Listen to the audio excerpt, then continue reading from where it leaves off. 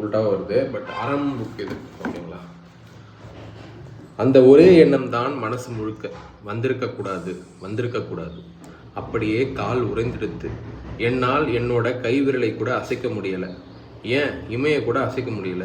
என் மனசும் அந்த ஒரே வார்த்தையிலே அப்படியே உறைஞ்சிடுத்து. வந்திருக்கக்கூடாது. திடீர்னு ஒரு பயம்.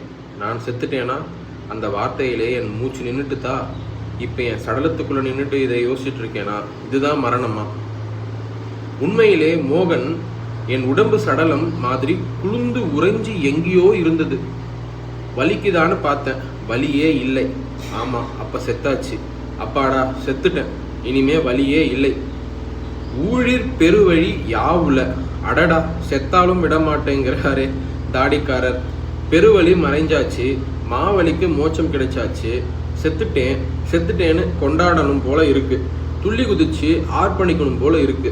அந்த மலை ஏறுற வழி முழுக்க வடநாட்டுக்கார பக்தருங்க கைத்தட்டி ஆடிட்டே பாடிட்டே வர்றதை கவனிச்சப்ப நானும் அதே மாதிரி ஆடிட்டே ஏறணும்னு நினைச்சேன்.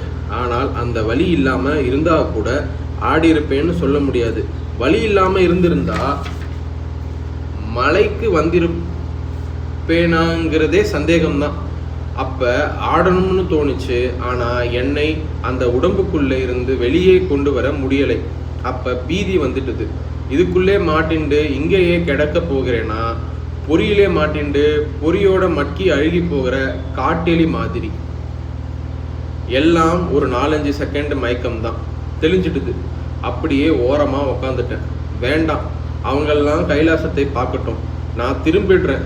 எனக்கு அது மான சகலாசமாகவே இருந்துட்டுன்னு நினைச்சேன். எங்க கூட ஒரு மார்வாடிக்காரி வந்தா. கீழே இருந்தே என்னை அவ தான் அப்பப்ப அன்பா பார்த்துக்கிட்டவ. நல்ல ஸ்தூல சரீரம், மூச்சு வாங்கி வாய ஸ்லிம் ரகம் மாதிரி பொழந்து முகத்தை தூக்கி போதுன்னு நடந்து வர்றா. சதையெல்லாம் ததுப்புது. அந்த குளிரிலையும் நெத்தியெல்லாம் வேர்வை. அவளால் என்கிட்ட துண்டாதான் பேச முடியுது. வரலையா?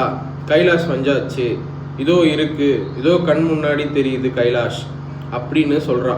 நான் வலிக்குதுங்கிறது போல வாய அசைச்சேன்.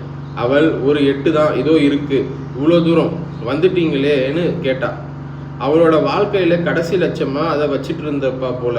அதோ எனக்கு விளிம்பு தெரிகிறது. பகவான் கைலாஷ்னு சொல்றப்பவே கண்ணுல தண்ணி வந்து கன்னங்களிலே உளுருது. கைகளை கூப்பிட்டு மெல்ல ஆடிட்டு